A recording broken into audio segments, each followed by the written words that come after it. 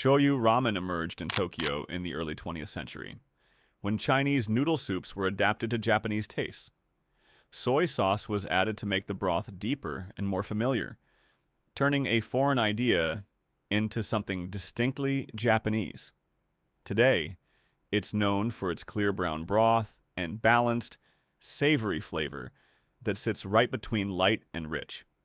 Shio ramen is considered one of the oldest styles, dating back to the earliest versions of ramen in Japan. Built on a simple salt-based seasoning, it reflects a time when ingredients were limited and precision mattered.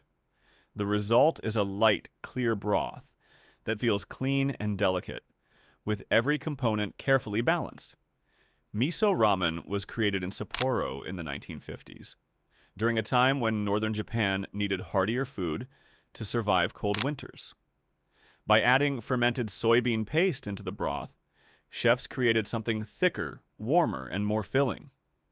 Compared to other ramen, it's richer and slightly sweet, often paired with corn and butter. Tonkotsu ramen was born in Fukuoka as a working-class dish, where vendors needed something cheap but satisfying.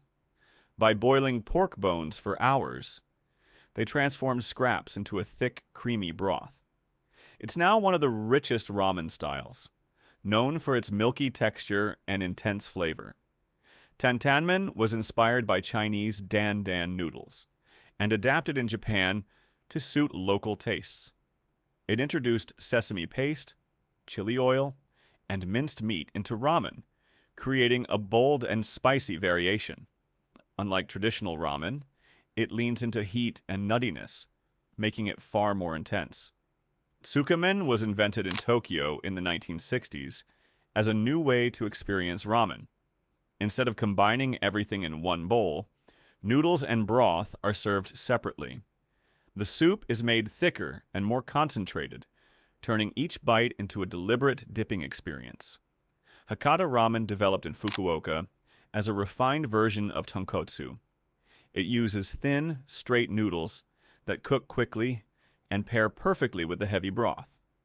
Its most unique feature is the ability to order extra noodles, extending the meal without changing the soup.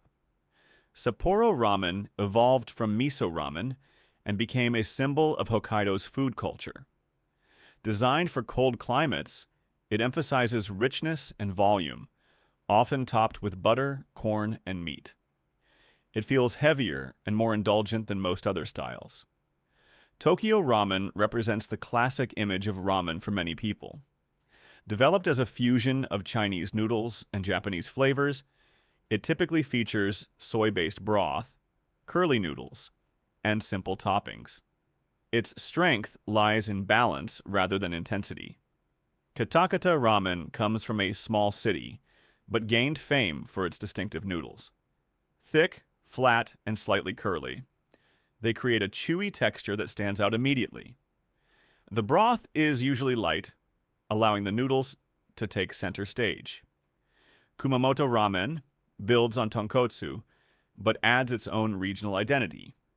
Garlic oil and fried garlic chips are introduced to deepen the flavor, creating a darker, more aromatic version.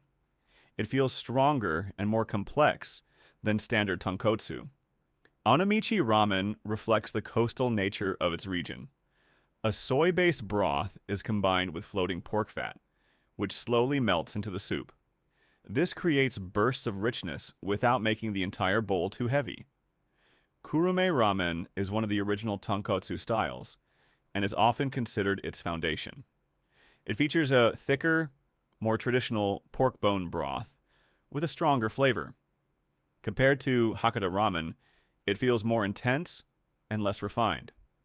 Wakayama Ramen blends two major styles, soy sauce and tonkotsu. This combination creates a broth that is both rich and sharp at the same time. It's a balanced hybrid that delivers complexity without going too far in either direction. Nagoya Taiwan Ramen tells a story of migration rather than tradition. Despite its name, it was created in Japan by a Taiwanese chef who wanted to introduce bolder, spicier flavors. The result is a chili-heavy ramen that stands out for its heat and intensity.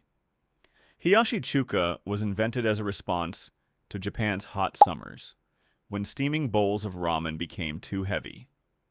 Instead of changing ingredients, chefs changed the temperature, creating a cold dish with fresh toppings and a tangy sauce.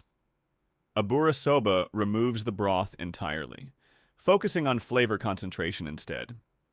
Developed as a faster and more direct way to eat ramen, it mixes noodles with oil, soy sauce, and seasoning. Every bite is rich and immediate. Mazeman takes the idea of brothless ramen even further.